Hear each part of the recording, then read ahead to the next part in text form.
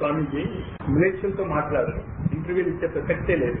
కానీ వీళ్ళని దగ్గరికి రానిచ్చారు, ప్రశ్న అడగమన్నారు. ఆ యువరాణి అడిగిన ప్రశ్న చూడండి మీరు. నిద్రపోతున్నాను స్వామీజీ, నిద్రలో నాకు సమాధి స్థితి రావడం లేదు అని అడిగింది. That is an question. ఆ పుస్తకం పేరు నాకు గుర్తు రావటం లేదు. మా కొలీగ్ ఇంట్లో చూశాను, జేబీ శాస్త్రి గారి ఇంట్లో. నడిచే దైవమే అని అనుకుంటాను నేను. ఆ పుస్తకం పేరు అనే అనుకుంది, నడిచే దైవం. అందులో ఈ సంఘటన రాసిన తర్వాత శ్వాసని జాగ్రత్తగా గమనించుకోమ్మా, నిద్రాస్థితి అదే సరిపోతుంది అన్నాడు ఆయన. అని ఆయన చిన్న ట్రిక్ చెప్పాడు. ఆయన ఆ ట్రిక్ సస్పెన్స్ స్టోరీస్ కదా, అంటే ఇప్పుడు చెప్పాను, షోలో చెప్తాను నేను.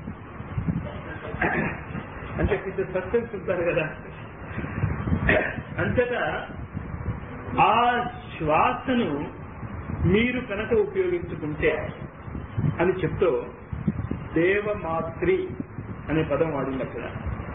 సంస్కృత భాషను కూడా దేవమాత అంటూ ఉంటాం మనం. ఇక్కడ దేవమాత్రి అనే పదానికి మన మనస్సులోని ఆలోచనలే వాక్రూపం దాలుస్తున్నాయి అంటే మనకి అభ్యంతరం ఏం లేదు కదా. లేకపోతే మనస్సులో కూడా మనం ఆలోచిస్తే అది అక్షరాలను ఉపయోగించుకునే ఆలోచిస్తాం అన్నాం అనుకోండి. ఏంటి తేడా? ఇంతవరకు నో క్లాస్ కదా ఆర్గ్యుమెంట్స్ లో. అంటే అర్థం ఏంటి? వాక్కుని కనుక మీరు మార్చుకోగలిగితే శ్వాసను మార్చగలుగుతారు. మళ్ళా జాగ్రత్తగా చెప్తున్నాను, మంత్ర జపం ఈసారి మీరు చేసేటప్పుడు జపం కోసం చేయకండి, శ్వాసను మార్చడానికి చేయండి. మళ్ళా చెప్తున్నాను, ఆ అనాలిసిస్ ఆఫ్ లాజిక్, ఆ లాజిక్ ఇక్కడే ఉంది. ఇప్పుడు నేను చెప్పిన లాజిక్ నేను ఇన్వెంట్ చేసిన లాజిక్ కాదు. That is what is saying. ఏం చెప్తానో చూడండి. The producer of form from no form, the root of the world, the దేవమాత్రి అండ్ స్వభావాత్ rested in the bliss of non-being. శ్వాస తీసుకుంటున్నాం. ఆలోచనలు ఆగటము లేదు అనేదే ప్రతి సాధకుడికి పెద్ద ప్రాబ్లం. ఇంకా చాలా పెద్ద ప్రాబ్లం ఎక్కడొస్తుందో మీకు చెప్తున్నాను. మీరు సాధన జగత్తులో అడుగుపెట్టిన మనుక్షణం నుంచి అసలు ఇంత నీచమైనటువంటి ఆలోచనలు నేను ఆలోచించగలనా అనే స్థితి ఖచ్చితంగా వస్తుంది. రాలేదు అంటే మనం ఇంకా ఆ లెవెల్కి వెళ్ళలేదు. ఆ లోపల మనలో రూట్ అవుతున్న రూట్ కాజ్కి వెళ్ళలేదు. చాలా భయంకరమైనటువంటి ఆలోచన వస్తాయి. కానీ మీరేం గాబరా పడకండి, దాన్ని తగిలించడానికే మార్గం చెప్తున్నాడు ఇక్కడ. ఏం చెప్పుకుంటున్నాం మనం ఇక్కడ? శ్వాస లోపలికి వెళ్ళింది, శ్వాస బయటకు వస్తుంది. శ్వాస యొక్క వేగం మీద ఆధారం మీద మన యొక్క మానసిక స్టెబిలిటీ ఆధారపడి ఉంటుంది అని చెప్పుకుంటున్నాం.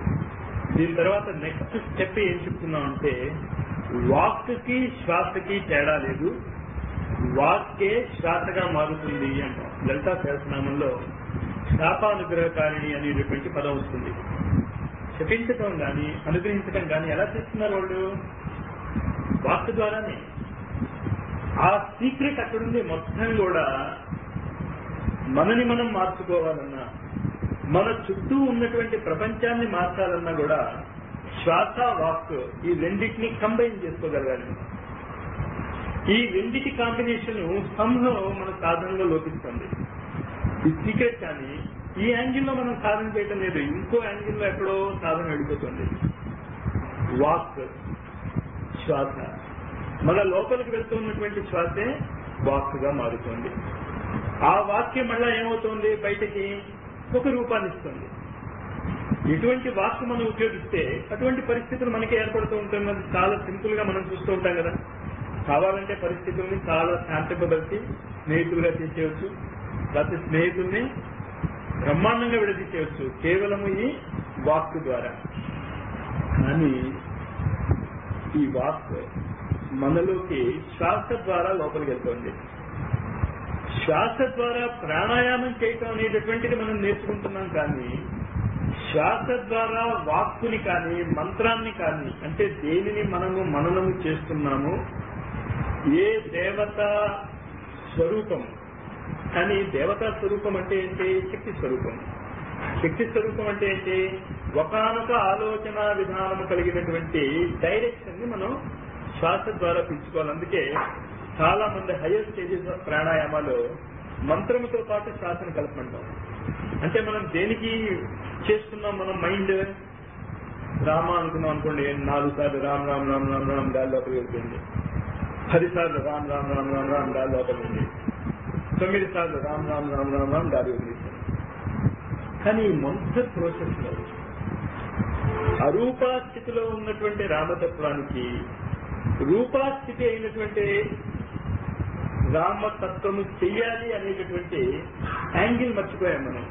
ఆ యాంగిల్ ఎప్పుడైతే మనం మర్చిపోయామో ఇటు మంత్రము ఫలించటం లేదు, ఇటు మన సాధన ఫలించకపోయేసరికి అటు ఇంకో గురువునైనా మార్చేసుకోవాలనిపిస్తుంది, లేకపోతే ఇంకో విధానమైనా చేద్దాం అనిపిస్తుంది, ఏదైనా చేద్దాం అనిపిస్తుంది. కానీ మీరు ఏ మంత్రం చేస్తున్నా, ఏ గురువు దగ్గర ఉన్నా చేయవలసిన టెక్నిక్ ఇది. శ్వాసని వాక్గా మార్చండి, వాక్ని శ్వాసగా మార్చండి. ఇది 2వ స్టాంజాలోని ఫస్ట్ లైన్ చెప్తోంది. ఫస్ట్ స్టాంజా ఏం చెప్పిందో చెప్పాను కదా నేను. ఫస్ట్ స్టాంజా ఏం చెప్తోంది? ఆకాశతత్వాన్ని వాక్ ద్వారా కావలసిన రూపాలు ఇచ్చుకోవటం ఎలా అన్నది నేర్పింది. ఇప్పుడు ఇక్కడేం చేస్తున్నాం మనం? లోపలికి వెళ్ళినటువంటి శ్వాస వాక్ రూపము దాచి బయటకు వస్తుంది. అదే శ్వాస వాక్ రూపంగా కూడా లోపలికి వెళ్తూ ఉంటుంది. గురువుల యొక్క అనుగ్రహంలో, వరదానంలో ఆ వాక్కునే మన లోపలికి పంపించగలుగుతారు వాళ్ళు. అందువల్ల వాళ్ళ వాక్ ఖచ్చితంగా జరుగుతుంది. ఈ లోపలికి వాళ్ళు ఎలా పంపించగలుగుతారో నేర్చుకుంటే వాళ్ళ యొక్క అనుగ్రహము నిరంతరము ఆకాశతత్వంలో ఉంది కనుక నిరంతరము అనుగ్రహ వర్షంలో ఉండగలము అనేది సెకండ్ లైన్ లో వస్తుంది. చూడండి అందులో ఏం చెప్తుందో ఆవిడ. Second point, where was silence, wear were the ears to sense it. Walk అనగానే ఇమీడియట్ గా ఏమొస్తుంది? సైలెన్స్. ఒక గురువు సంగీతం గురించి మాట్లాడుతున్నాడు. అంటే మీలో వీడికి సంగీతం గురించి మాట్లాడే హక్కు లేదు, అది నా తప్పే. ఎందుకంటే నాకున్నటువంటి డిగ్రీ నేను మీకు ముందే చెప్పాను, అది మర్చిపోండి మీరు. ఎప్పుడు చెప్పాను కదా, కొంచెం మాట్లాడుతున్నాను అంటే నాది కాదు ఇది, ఇంకోడెవడో చెప్పింది కనుక పర్వాలేదు. సంగీతం గురించి అనేక రాగాలు ఉన్నాయి, సంగీతంలో రకరకాల స్వరాలు ఉన్నాయి, రకరకాల శబ్దాలు ఉన్నాయి. ఈ రాగం ఇలా ఉంటుంది, ఈ రాగం అలా ఉంటుంది అని ఏదో మాట్లాడుతున్నట్ట. అంటే ఆ గురువు అన్నట్ట, ఎక్స్క్యూజ్ మీ, శిష్యుడిని పాపం, మోడర్న్ గురువు కదా, ఇదివరకు అయితే నోర్మి అనేవాడిని శిష్యుడిని, మోడర్న్ గురువు కనుక ఎక్స్క్యూజ్ మీ అన్నాడు. విషయాలు రాగాల గురించి చెప్తున్నాం, అదంతా బాగానే ఉంది, కానీ నువ్వు చెప్పేటటువంటి రాగాలు శబ్దాలన్నీ కూడా నిశ్శబ్దం మీద ఉన్నటువంటి పంక్చువేషన్ మార్చేమో అన్నాడు. మళ్ళా నేను రిపీట్ చేస్తున్నాను, అది మోర్ ఇంపార్టెంట్ మనకి సాధనలో. రాగాల గురించి నాకు జ్ఞానం లేదు, కానీ సైలెన్స్ గురించి నాకు కొంచెం అనుభూతి ఉంది. మొత్తము వాక్ దేని మీద ఆధారపడి ఉంది? సైలెన్స్ మీదే ఆధారపడి ఉంది. కాదు అని డౌట్ వస్తే ఒకసారి టేపుని ఫాస్ట్ ఫార్వర్డ్ లో నొక్కి వినండి, ఏమీ అర్థం కాదు మీకు. Correct punctuation marks. Correct punctuation marks అంటే ఏంటి? శబ్దం వెనకాతలు ఉన్నటువంటి నిశ్శబ్దములకు కూడా చాలా ప్రాధాన్యత ఉంది. అసలు నిజంగా చెప్పాలంటే ఆ నిశ్శబ్దాన్ని మనం అనేక రకాలుగా కామాలు పెట్టుకుని ఆ నిశ్శబ్దాన్ని విభజించుకుని వాక్ రూపం ఇస్తున్నాము అని చెప్తోంది సెకండ్ స్టేజ్ లో. మళ్ళా జాగ్రత్తగా స్టాంజా 2 లైన్ 2 చూడండి. Where was silence. మీరు ఏ ఆశ్రమానికైనా వెళ్ళండి, ఫస్ట్ కండిషన్ వాళ్ళందరూ చెప్పేది ఏంటంటే మీరు మౌనంగా ఉండటం నేర్చుకోండి. మీరు మౌనంగా ఉండటం నేర్చుకోనంత వరకు కూడా ఏ ఆధ్యాత్మిక జగత్తులోనూ కూడా మీకు ప్రవేశం ఉండదు. ఎక్కడైనా చూసుకోండి దాన్ని. కానీ నాకు తెలుసున్న అన్ని గురువుల్లో కూడా పైథాగరస్ అందరినీ మించిపోయాడు. 5 సంవత్సరాల పాటు మౌనంగా ఉంటేనే ఎంట్రీ, లేకపోతే ఆ పైథాగరస్ యొక్క అకాడమీలో లోపలికి రానిచ్చేవాడు కాదు. ఫస్ట్ కండిషన్ మౌనం. Where was the silence, wear were the ears to sense it. Silence ని సెన్స్ చేసే ఇంద్రియాలు ఎక్కడున్నాయి? బ్లావెట్స్ ఒక బుక్ రాసింది, ద వాయిస్ ఆఫ్ సైలెన్స్. ఈ పాయింట్ ఎక్స్ప్లెయిన్ చేయడానే రాసింది.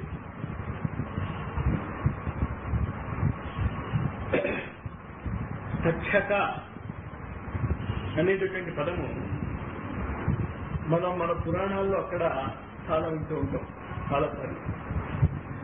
తక్షకుడికి ఇంద్రుడికి భలే స్నేహం ఉంది. ఒకళ్ళకి ప్రాణం ఇచ్చేసేదంత స్నేహం ఉంది తక్షకుడికి వాళ్ళకి. జన్మింజయుడు సర్పయాగం చేస్తాడు. కొంచెం బ్యాక్గ్రౌండ్ ఐడియా ఉంది కదా. ఏమవుతుందంటే పరీక్షకి ఒక ఋషి బాలకుడు శాపం ఇస్తాడు, నువ్వు ఒక పాము కాటు వల్ల చనిపోతావు. ఇది గుర్తుంచుకుంటాడు జన్మింజయుడు, పరీక్షిత్ వంశజుడే. అంచేత అతను ఏం చేస్తాడు, ఇదా కథ, అసలు ప్రపంచంలో సర్పములు లేకుండా చేస్తాను అని చెప్పి సర్పయాగం తయారు చేసి ఏమంటారు, సర్పయాగం తలపెట్టి మొదలెడతాడు. పిలుస్తాడు అందరినీ, అన్ని రకాల సర్పాన్ని పిలుస్తాడు. చివరికి తక్షకుడిని పిలుస్తాడు. తక్షకుడు వెళ్ళి ఇంద్రుడి సింహాసనాన్ని చుట్టుకుంటాడు.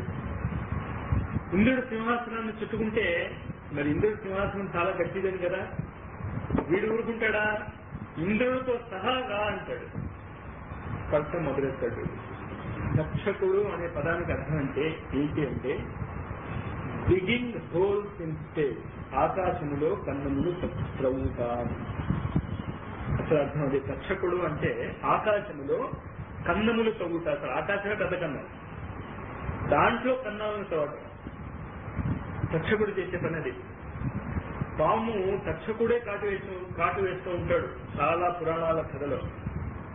ఈ డిగింగ్ హోల్స్ ఇన్ స్పేస్, శూన్యము యొక్క అంతరార్థము తెలుసుకోవటము ఎలా.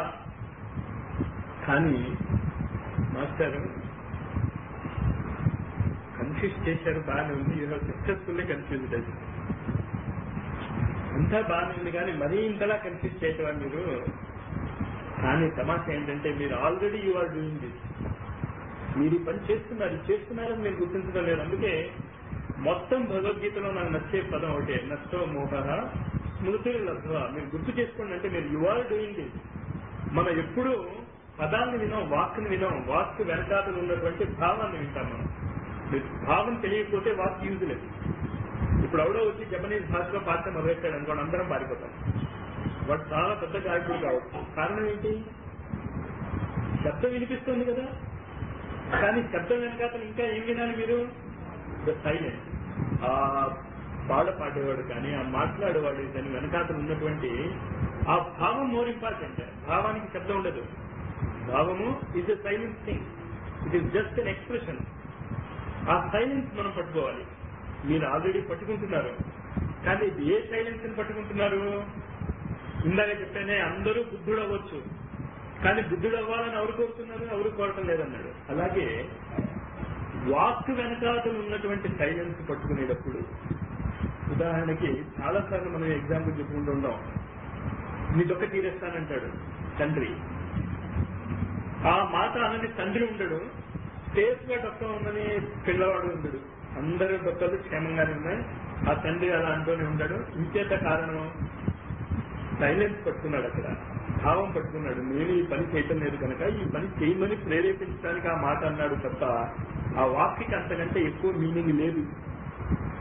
అంతేత wear were the ears to sense it. పురాణాలు చదివేటప్పుడు, ఉపనిషత్తు చదివేటప్పుడు ఆ శబ్దాల వెనకాతలు ఉన్నటువంటి భావాన్ని పట్టుకోండి మొర్రో అని ఆ ఋషులు ఏడుస్తూ ఉంటే, మేము దర్శనము చేశాము దాన్ని. వాక్ వినకండి మీరు, బట్ అన్ఫార్చునేట్లీ వాక్ ద్వారానే నేను చెప్పగలను. అది మార్క్ ట్వైన్ ఉంటుందా. ఒకసారి ఒక సముద్ర తీరానికి వెళ్ళాక, చాలా అందంగా ఉండేది సముద్ర తీరం, ఎంతో బ్యూటిఫుల్ గా ఉందిట. అంతేత ఏం చేసేట, ఆ సముద్ర తీరం వద్ద ఒక పెట్టి తయారు చేసేట. పెట్టి తయారు చేసి ఆ పెట్టి మూసేసి సముద్ర తీరంలో ఉన్న అందాలంతటినీ కూడా ఈ పెట్టిలో పెట్టి పంపిస్తున్నాను అని తన ప్రేయసి పంపించాట. ఇది పాజిబుల్? కానీ ఆ ఇన్సిడెంట్ లో ఏం తెలుస్తుంది? తను దర్శనం చేసినటువంటి ఆ అందాన్ని, తను చూసినటువంటి ఆ భావాన్ని ఇతరులకి అందజేయాలి అనేటటువంటి తపన కనిపిస్తుంది. ఆ తపన ఉందే ఉపనిషత్తు రాసిన వాళ్ళు కానీ, సీక్రెట్ డాక్టర్ రాసిన వాళ్ళు కానీ, ఎవరు ఏమి రాసినా కూడా where were the ears to sense it? No, there was neither silence nor sound. చాలా కాంట్రడిక్టరీ టర్మ్ వాడింది. సైలెన్స్ లేదు, అలా అని శబ్దము లేదు. బాడీ ప్రెజెంట్ మైండ్ యాబ్సెంట్ అంటూ ఉంటాం ఆ స్టూడెంట్స్ తో సాధారణంగా. ఇది స్థితి. సైలెన్స్ ఏం లేదు, వాళ్ళ మనస్సులో రకరకాల ఆలోచనలు వెళ్తూనే ఉన్నాయి. మనస్సులో రకరకాల ఆలోచనలు వెళ్తున్నాయి కనుక ఏం చేయి, సాధారణంగా ప్రతి సాధకుడు ప్రతి టైంలో ప్రతి కాలంలో చేసే తప్ప ఏంటంటే, భగవంతుడికి కానీ ఆధ్యాత్మికతకు కానీ తను ముందు ఒక రూపకల్పన చేసుకుంటాడు. చాలా జరిగేటటువంటి పెద్ద తప్పు అది. You already form some image, some goal, some map, some destination. రూపరహిత, భావరహిత, అవాంగ్మానస గోచర ఎట్సెట్రా ఎట్సెట్రా ఎట్సెట్రా అట్రిబ్యూట్స్ ఉన్నటువంటి ఆ పరతత్వానికి మనం మ్యాప్లు వేస్తాం. మ్యాప్లు వేసిన తర్వాత ఏం చెప్తాం? అతనికి వీ టెల్ హిమ్, నువ్వు ఇలాగే ప్రత్యక్షం అవ్వు, నువ్వు నాకు ఇలాగే కనిపించి తీరాలి, ఇలాగే నువ్వు కనిపిస్తేనే నువ్వు దేవుణ్ణి ఒప్పుకుంటాను. అందువల్లే చాలా మంది పూజారులకు భగవంతుడు దొరకడు. చాలా శాస్త్రబద్ధంగా వాళ్ళు they do it very seriously, కానీ భగవంతుడు దొరకడు. నామదేవుడి గురించి ఒక కథ ఉంది. ఇదే కదా అనేక మంది భక్తుల దగ్గరికి వెళ్ళింది. మనము ఈ యాటిట్యూడ్ తీసుకుంటే ఈ సెంటెన్స్ అర్థమవుతుంది. ఆ కథ నేను తర్వాత చెప్తాను. నేను ఈ సెంటెన్స్ చూడండి. No, there was neither silence not sound, not ceaseless eternal breath which knows itself not. ఎలా చదువుతున్నాం చూడండి. నాట్ సేవ్, ఏమీ ఎగ్జిస్ట్ అవటం లేక, సౌండ్ లేదు, శబ్దము లేదు. మరి ఏముంది అక్కడ? సీజ్లెస్, అనవరతమైనటువంటి eternal breath which knows itself not.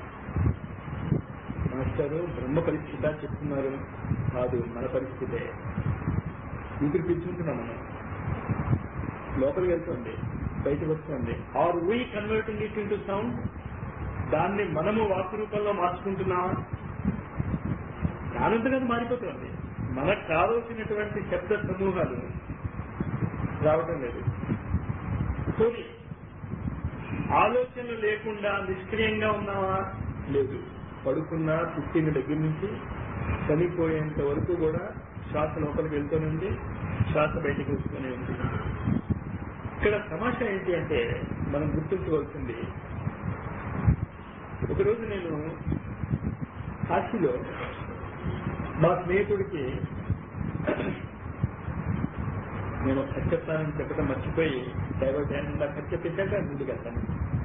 Tukaram కానీ ఈ భక్తులందరి కథలను కూడా ఓ విచిత్రమైనటువంటి సంఘటన మనం